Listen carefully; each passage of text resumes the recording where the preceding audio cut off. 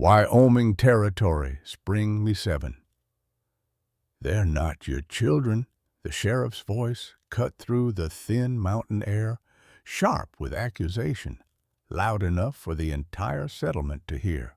Men paused outside the trading post. Women leaned closer, pretending to browse flour sacks while listening intently. Charity Whitfield stood frozen in the dirt street, 7 children clustered behind her like frightened chicks. She was enormous, her body broad and heavy beneath a faded, patched dress that had been let out more times than the seams could count. Her boots were worn thin, her hands were red and cracked from work. Her auburn hair was braided tightly back, not for beauty, but so no child could grab it in fear. "I never said they were," Charity replied quietly. "Then you admit it," the sheriff snapped. 7 orphans, none of them yours by blood. An unmarried woman, living alone in the mountains. That looks a lot like kidnapping to me." A murmur rippled through the crowd. Charity felt it like a physical blow. She had walked 25 miles through snow to reach this town, dragging 3 of the older children with her while the others stayed hidden at the cabin. She had come for flour, for salt, for help. Instead, she was standing trial in the open street. "I found them," she said, her voice steady despite the tremor in her hands. "After the wagon train was attacked, I kept them alive through the winter. I taught them, fed them, protected them." "And who gave you the right?" the sheriff demanded. At that, one of the children spoke. Emma, 12 years old and far too thin for her age, stepped forward. "She did," the girl said fiercely, pointing at Charity. "She saved us when everyone else was dead." "Quiet," the sheriff barked. "Children don't decide these matters." Charity placed one massive hand on Emma's shoulder, grounding her. "They stay together," she said. "Whatever you decide, you don't separate them." The sheriff snorted. "You don't get to make demands. These children will be placed with proper families. As for you, Miss Whitfield, I suggest you leave town before sunset." "And starve?" Charity asked softly. "That's not my concern." Laughter broke out, not loud, worse than loud. Quiet, knowing chuckles. Charity felt her face burn. She had known this might happen. She had prepared herself to beg if she had to. What she had not prepared for was the way the children pressed closer to her legs, sensing danger. Samuel, only 5, clutched her skirt. "Miss Charity, are they taking us?" "No," she said automatically. "No one's taking you." She wasn't sure it was true. That was when the laughter stopped. A shadow fell across the street, long and heavy. Hoofbeats sounded behind the crowd, slow and deliberate. People turned, curiosity shifting to unease. The man who dismounted was enormous. He stood well over 7 feet tall, built like the mountains themselves, his shoulders broad beneath a weather-darkened coat. His beard was thick, his face scarred by time and hardship, his pale blue eyes sharp and unreadable. He looked less like a settler and more like something the wilderness had shaped for its own purposes. Jacob Stone had not intended to enter town that day. He had been tracking a wounded elk through the Medicine Bow Mountains when he saw smoke rising where no smoke should have been. He had followed it to a hidden valley, to a cabin, to laughter. Now he stood in the dirt street, taking in the scene in front of him. The sheriff puffed with authority, the crowd hungry for spectacle, and the woman. Jacob's gaze settled on Charity. He saw the hunger she tried to hide, the exhaustion carved into her posture, the way she stood between the children and the world without hesitation. He saw 7 pairs of eyes looking up at her with absolute trust. The sheriff noticed him at last. This is official business, Stone. Best keep moving. Jacob did not move. Instead, he spoke, his voice low and calm, carrying easily over the crowd. You saying these children need a father? He asked. The sheriff blinked. What? Jacob stepped forward, stopping beside Charity. The ground seemed to shrink with his presence. He looked down at the children, then back at the sheriff. Because if that's the problem, he said evenly, I'll be father to them all. A stunned silence fell over the street. Charity turned to look at him, shock and fear and desperate hope colliding in her chest. She had never seen this man before, but something in his voice made her breathe for the first time in hours. The mountains loomed in the distance, silent witnesses. Before we continue, let me ask you, where are you listening from today? Whether you're at home or on the road, I wish you a warm and joyful Christmas. Now, let's get back to the story. Charity Whitfield had never planned to become anyone's protector. She had been a school teacher back east, the kind who stayed late to help children sound out words and came early to light the stove so the classroom would be warm. She had been large even then, her body heavy and unmistakable, drawing looks that ranged from pity to ridicule. Men never courted her. Women spoke kindly to her face and cruelly behind her back. By the time she was 28, she had accepted what the world seemed determined to teach her. She would live alone, work quietly, and leave no mark that anyone would remember. Then came the wagon train. She had joined it not out of hope for marriage or adventure, but necessity.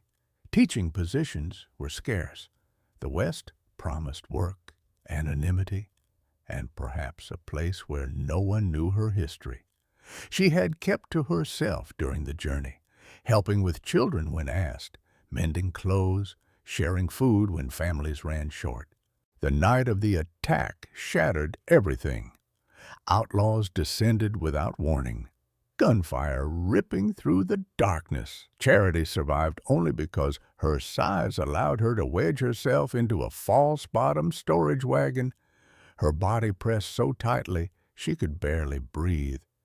She listened to screams until there were none left. When dawn came, the ground was soaked with blood and silence. She could have fled. Anyone would have understood. Instead, she heard crying. 7 children were alive, some wounded, all terrified, parents gone, futures erased in a single night. Charity did not hesitate. She gathered them, bound wounds with torn fabric, shared what little food remained. She became something she had never imagined herself capable of becoming, their only adult.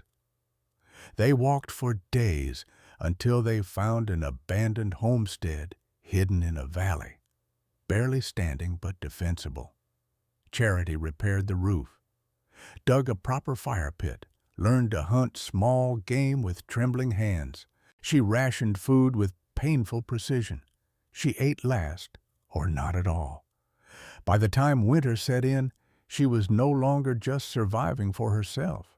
She was surviving for them. Samuel, the youngest, cried from hunger at night. Emma, the eldest, learned to read by firelight and pretended she was not cold so the younger ones could have more blankets.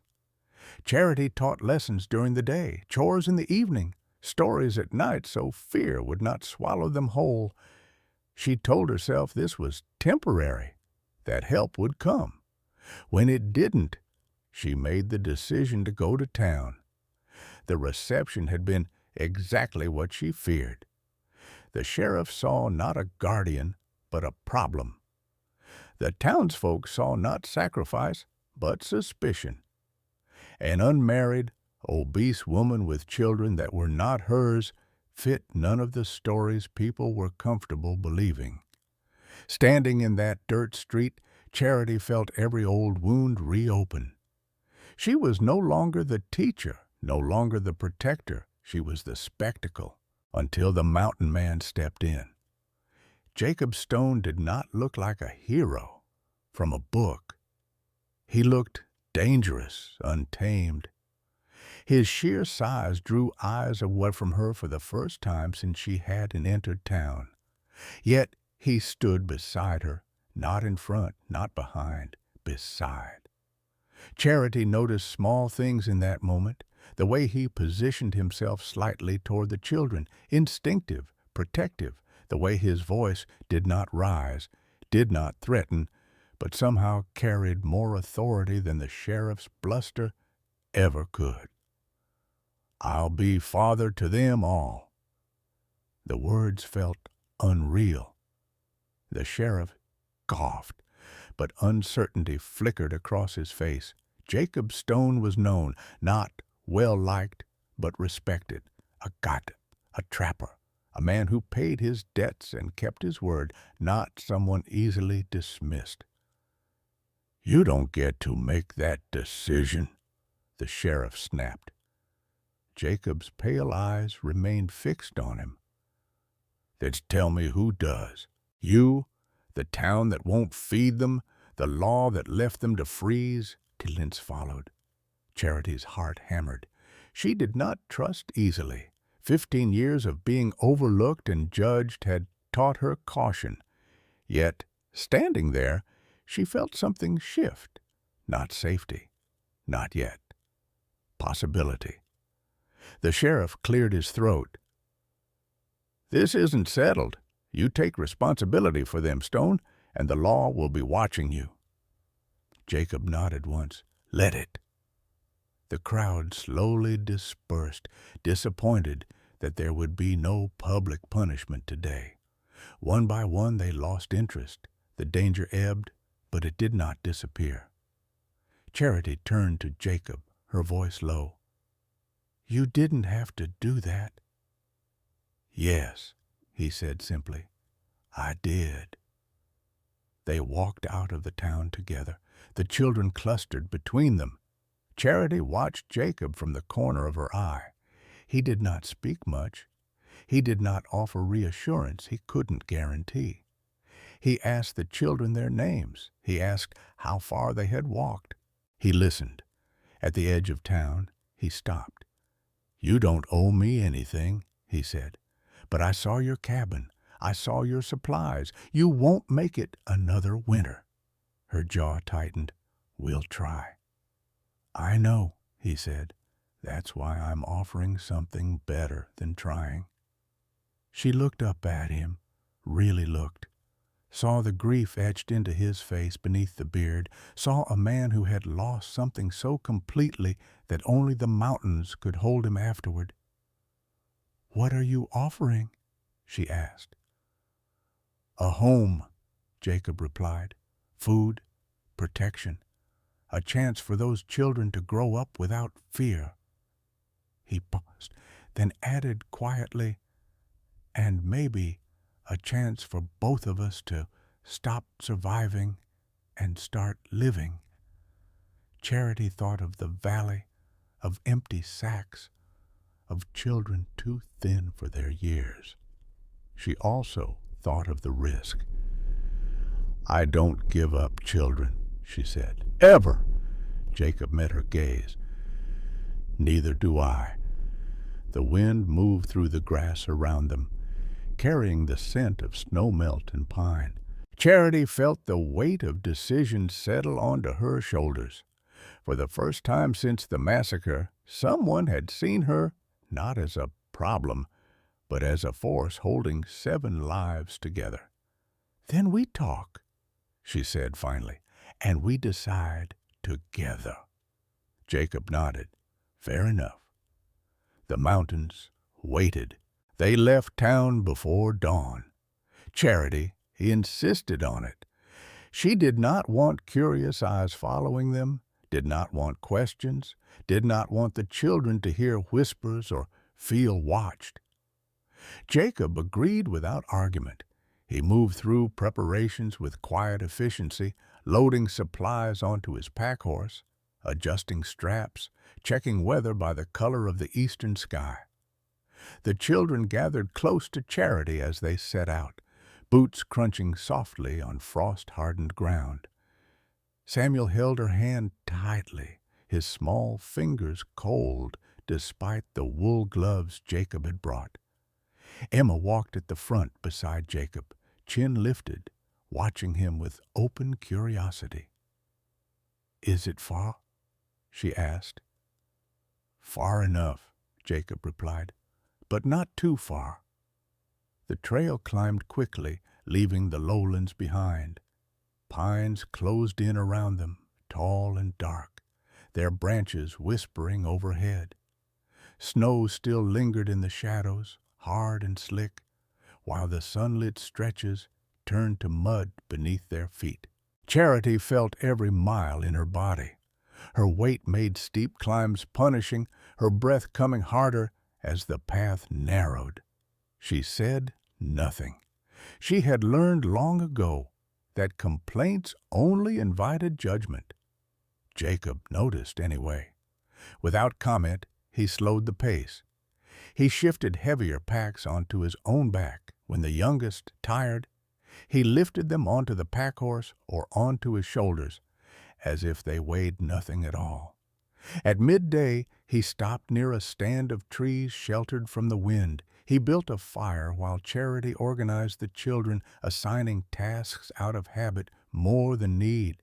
When the stew was ready, Jacob handed Charity a full bowl. She tried to refuse. "Eat," he said simply. She hesitated, old instincts screaming at her to give it to the children. Jacob met her eyes, steady and unyielding. "They need you strong," he added. "So eat." She obeyed, hands shaking slightly as she lifted the spoon. The food was hot, rich, real. Tears burned behind her eyes, but she swallowed them down. This was not the time. As they continued, the land grew wilder. Trails faded into little more than animal paths. The air sharpened, cold, even in sunlight. Wind funneled through narrow passes, cutting straight through clothing. One evening, clouds rolled in fast, heavy with snow. Jacob chose a campsite tucked against a rock face and worked quickly, setting tarps and starting a fire before the first flakes fell. The children huddled together, wide-eyed. Charity felt fear rise, not for herself, for them. Jacob noticed her hands trembling as she passed out blankets. "You've done this before," he said quietly. "Yes," she replied, "alone." "Not tonight," he said. He took first watch without discussion, sitting just beyond the firelight, rifle resting across his knees. Charity lay awake for a long time, listening to the wind, the soft breathing of children, the steady presence of a man who did not leave. In the early hours, the cold deepened. Charity woke to Samuel whimpering in his sleep, curling inward from the chill. Before she could move, Jacob was there, adding wood to the fire, draping another blanket over the child. Their eyes met in the flickering light. "Thank you," she whispered.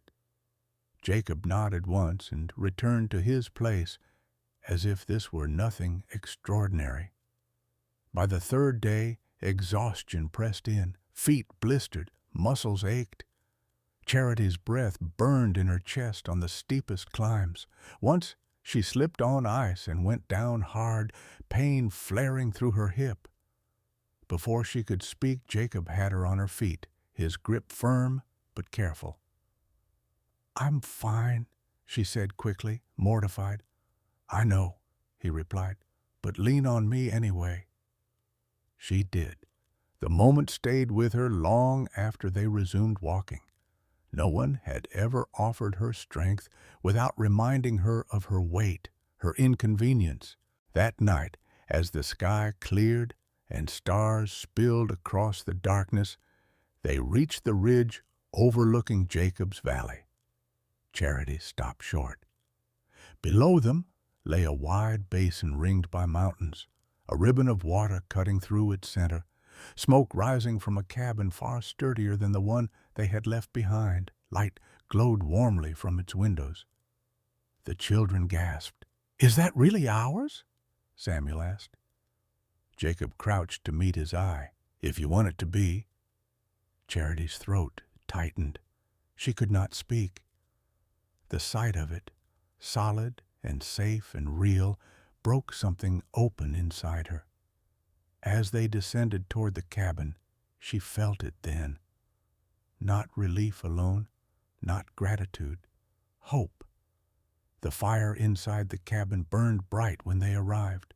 Beds waited, food waited, space waited, but more than that, a future waited. The cabin changed the children first. The moment they stepped inside, their fear loosened its grip. There was space to breathe, to move, to exist without constantly watching the door. Real beds lined the back rooms, rough but solid, with clean blankets folded neatly at the foot of each one. Shelves held jars of preserved food. Hooks bore coats and tools organized with care. The hearth radiated a deep, steady warmth that reached into Charity's bones. She stood just inside the doorway, overwhelmed, while the children explored in cautious wonder. "Miss Charity," Samuel whispered, tugging her sleeve, "can I really sleep in a bed by myself?" "Yes," she said, her voice catching. "You all can." That first night, Charity cooked while Jacob hauled water, split wood, and moved with the quiet rhythm of a man accustomed to solitude. She worked from instinct, turning supplies into a meal that felt almost extravagant. Meat, vegetables, bread that did not crumble to dust. Jacob waited until everyone was served before sitting. "You eat first," he said to Charity, pushing a full plate toward her. She shook her head automatically.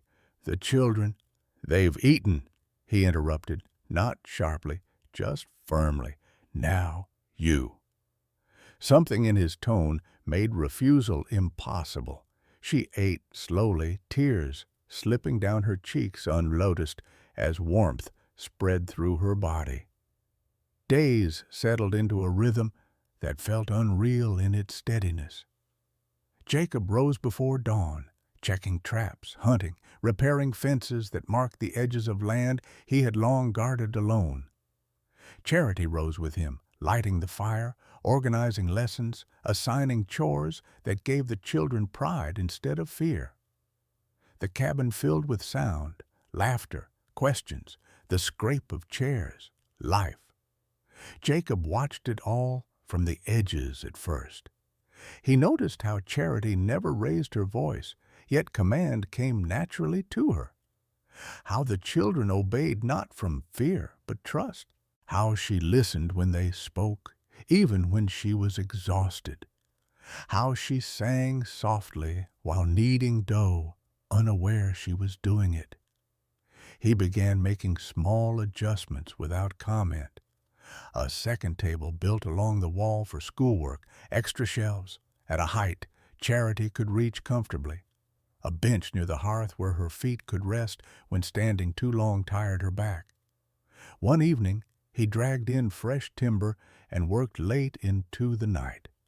By morning, there was a new bed frame in the corner room. "For you," he said, avoiding her eyes, "off the floor." Charity stared at it, solid, thoughtful, permanent. "Thank you," she whispered. He nodded, clearly uncomfortable with gratitude, and turned back to his work. Winter loosened its hold slowly, reluctantly. Snow melted into mud. Streams swelled. The children learned the land the way Jacob knew it, with respect and caution. He taught them how to read tracks, how to tell weather by cloud shape and wind, how to hold a rifle safely, but without fear. Charity taught them letters, numbers, and stories. She taught them how to mend clothes, how to stretch supplies, how to care for one another. The cabin became a place of balance, strength, meeting tenderness in quiet ways. Some nights, after the children were asleep, Charity and Jacob sat by the fire in silence, not awkward, considerate. Two people learning the shape of each other's presence. "You could have sent us away," Charity said once, "after town, after you thought about it." Jacob stared into the flames. "I could have, but you didn't." "No." She waited, letting the silence do its work. "After my family died," he said finally, "this place was just a shelter. 4 walls to keep out the cold. You turned it into something else." "A home," Charity said softly. "Yes." The words stayed with them. One night, a late storm rattled the shutters, thunder echoing through the valley. The children woke frightened, memories rising fast. Charity gathered them into the main room, wrapping arms around shoulders, murmuring reassurance. Jacob stood guard at the door, rifle ready, not because he expected danger, but because being prepared was how he loved. When the storm passed, the children fell asleep again, piled together on blankets by the fire. Charity sank onto the bench, exhaustion catching up with her. Jacob draped a blanket around her shoulders. "You don't have to carry everything alone here," he said quietly. She looked up at him, eyes shining. "I don't know how to stop." "Then don't," he replied. "Just let me help." Spring arrived in earnest after that. Green pushed through brown earth. The valley opened itself fully to them. Charity planted a garden. Jacob expanded the cabin, adding another room with the future clearly in mind. The children grew stronger, louder, more certain. Charity changed too. She stood straighter, met Jacob's gaze without flinching, laughed more easily. For the first time in her life, she was not apologizing for existing. And Jacob felt it too. The way the cabin felt empty when she stepped outside, the way his chest tightened when she was silent too long, the way the children's laughter no longer reminded him only of loss, but of something fiercely alive. Neither of them spoke of love, but it was there, steady and growing like the mountains themselves.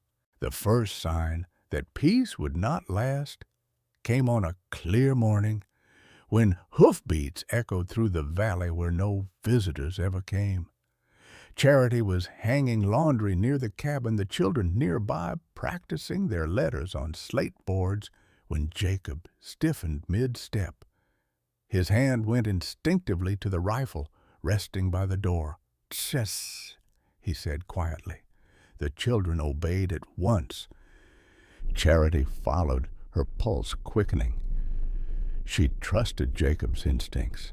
He had survived too long not to. 2 riders emerged from the tree line. Not outlaws, not yet. Town men. One of them wore a badge. "The sheriff," Charity murmured. Jacob's jaw tightened. "I wondered how long it would take." Sheriff Halverson dismounted with practiced authority, his eyes already sweeping the cabin, the garden, the children watching from the window. "Well," he said, voice loud and deliberate, "looks like you've settled in nicely." "What do you want?" Jacob asked. "Concern," the sheriff replied. "About the children, about legality, about whether this arrangement is appropriate." Charity stepped forward before Jacob could block her. Her heart pounded, but she kept her voice level. "They're fed, educated, safe. You saw what would have happened if they'd stayed in town." Halverson smiled thinly. "Safety isn't the only concern. Blood matters. Papers matter. People are asking questions." The second man shifted uncomfortably. "There are rumors," he said, "about the wagon train, about testimony, about an outlaw named Dutch Kincaid." The name hit Charity like ice. Jacob noticed instantly. "What about him?" "Word is," the man continued, "he escaped custody down in Colorado. Folks say he's headed north, hunting survivors." Silence fell heavy. Charity felt the past claw its way back. The screams, the gunfire, the helplessness. Her hands trembled despite her effort to still them. Jacob placed himself beside her, solid as stone. "If he comes," he said calmly, "he won't leave." Halverson raised a brow. "That's a bold claim." "It's a promise." The sheriff studied him, then turned his attention back to Charity. "There's another matter. You testified. That makes you valuable and dangerous. Some people think those children would be safer elsewhere." Charity's fear flared into anger. "You will not take them." "I might not have to," Halverson said. "There are documents being prepared. Guardianship papers. Temporary custody." Jacob stepped forward, his presence suddenly immense. "You try it," he said quietly, "and you'll need more than paperwork to walk back out of this valley." The sheriff held his gaze for a long moment, then mounted his horse. "This isn't over." When they were gone, the valley felt smaller, tighter. That night, Jacob told Charity everything he had never spoken aloud, about the raid that had killed his family, about the bodies he had buried when the ground thawed, about the years he spent avoiding people because loving them had cost too much once already. "I swore I'd never care like that again," he said. "But here you are, and here they are." Charity listened, tears slipping down her cheeks. Then she spoke of her own secret. "I kept something from the wagon train," she said softly. She retrieved a small oilcloth bundle hidden beneath a floorboard. Inside were papers, names, routes, dates, proof that Dutch Kincaid's gang had been hired, paid, protected by men who looked respectable in town. "They'll kill for this," Jacob said. "I know," Charity replied, "but it's why those children deserve protection, why the truth matters." Wind rattled the shutters. Outside the mountains stood indifferent, ancient. Jacob took her hands, his grip firm. "Then we protect the truth, and we protect this family." In the distance, unseen and moving, danger was already on its way. The night Dutch Kincaid came, the valley was unnaturally quiet. No wind moved through the pines, no owls called. Even the creek seemed to hold its breath. Jacob felt it before he heard anything, that old tightening in the chest that had once meant death was near. He rose from his chair without a sound and reached for his rifle. "Charity," he said softly. She was already awake. Years of fear had trained her sense too well. She slipped from the bed and moved to the children's room, touching shoulders, whispering names, guiding them into motion without panic. The root cellar beneath the cabin had been reinforced weeks earlier, quietly, without explanation. Now, the reason was clear. "Stay silent," she told them, "no matter what you hear." Emma met her eyes, understanding far beyond her years, and nodded.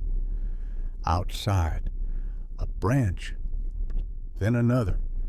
Jacob stepped onto the porch, rifle cradled easily, his massive frame filling the doorway. Snow had not yet fallen, but the air carried the sharp promise of it. Moonlight caught movement between the trees. 7 men emerged slowly, spreading out with practiced confidence. They were armed, dirty, smiling like men who believed the world still owed them blood. Dutch Kincaid stepped forward, He looked older than Charity remembered, harder, his eyes empty in a way that had nothing to do with time. He grinned when he saw Jacob. "So, you're the mountain giant," Kincaid drawled. "Heard you took in my leftovers." Jacob did not flinch. "You picked the wrong valley." Kincaid laughed. "You picked the wrong woman to protect. She talks too much, told the law things she shouldn't have." Jacob's grip tightened. "You won't touch her." Kincaid's eyes flicked toward the cabin. "Or the brats." That was when Charity stepped onto the porch beside Jacob. She stood tall, unarmed, unflinching. Moonlight traced the broad lines of her body, the steadiness of her stance. Fear still lived in her chest, but it no longer ruled her. "You murdered their parents," she said clearly. "You don't get to call them anything." Kincaid's smile faltered, just a fraction. "You should have stayed hidden." "And let you keep killing?" Charity replied. "No." The first shot came from the trees. Jacob moved instantly, pulling Charity back as the bullet splintered wood where her head had been. His rifle answered with a thunderous crack. One man went down screaming. Chaos erupted. Gunfire shattered the silence. Smoke burned the air. Jacob fought like the mountains had taught him to fight, using darkness, cover, patience. Every movement was deliberate. Every shot counted. Kincaid's men had numbers. Jacob had purpose. Inside the cellar, Charity pressed the children into the earth, covering small ears, whispering calm, even as the sounds of violence tore at her. She fought the urge to run outside, to stand beside Jacob with nothing but her body and her will. She stayed. Because protecting them was also fighting. The battle dragged on, brutal and close. When it ended, the valley was scarred with blood and silence once more. Kincaid lay dead near the tree line, his promise of terror finally finished. Two of his men fled into the mountains, wounded and broken. The rest would never rise again. Jacob stood alone in the clearing, bleeding, breathing hard, still upright. Charity ran to him. Her hands shook as she pressed cloth to his wounds, her tears falling freely now. "You're hurt." "I'm alive," he said, voice rough. "So are they." The cellar door creaked open. One by one, the children emerged, eyes wide, faces pale. Samuel ran straight to Jacob, wrapping his arms around his leg. "You didn't let them take us," the boy sobbed. Jacob knelt, despite the pain gathering him close. "Never," he said, "not while I breathe." Charity looked at the man before her, this giant shaped by loss and love, and understood with painful clarity that there would never be a world where she did not stand beside him again, not hidden, not silent. Together, the valley slowly exhaled. Spring returned to the valley slowly, as if testing whether it was safe to do so. The scars of the night lingered. Charred wood marked the porch where bullets had struck. Dark stains marred the earth near the trees, but life, stubborn and relentless, pushed through anyway. Grass crept back. Birds returned. The creek resumed its steady song. Inside the cabin, the fire burned every evening. Jacob healed, not quickly, but surely. Charity tended his wounds with practiced care, her hands steady, her presence constant. He never questioned her authority in those days. When she told him to rest, he rested. When she told him to eat, he ate. The children took turns sitting nearby, reading aloud, or simply existing close enough to reassure themselves that he was still there. "You stayed," Emma said one evening, her voice small but certain. "I always will," Jacob replied. Charity watched that exchange from the hearth, something warm and aching settling deep in her chest. She had spent most of her life believing She was temporary in other people's worlds. Useful, perhaps. Necessary sometimes, but never chosen. Here, she was neither invisible nor replaceable. The threat from town faded after Kincaid's death. The sheriff did not return.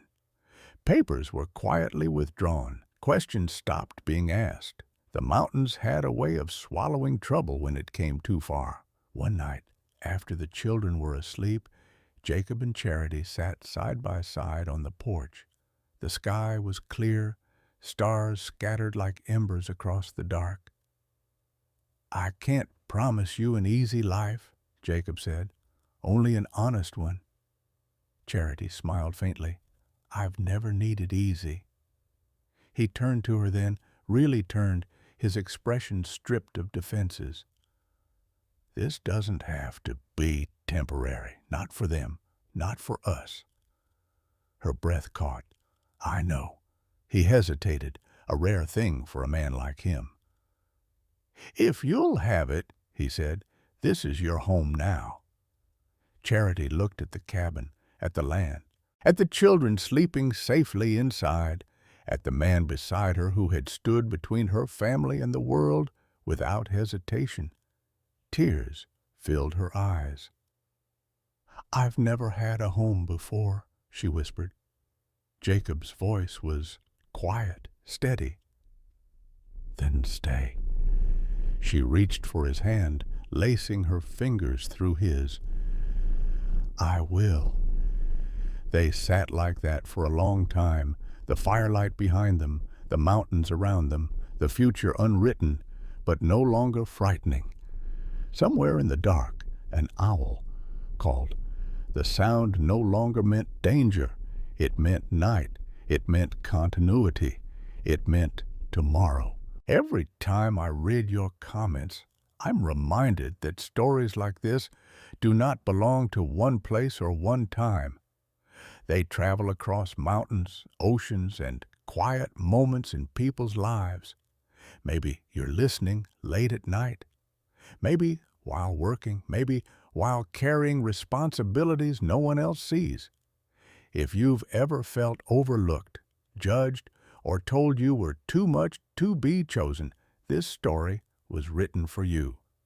Love doesn't always arrive gently. Sometimes it arrives as protection, as choice, as someone who says, "Stay," and means it. Tell me where you're listening from in the world, and if you still believe in love that's earned, not promised, stay with me. The next story is waiting.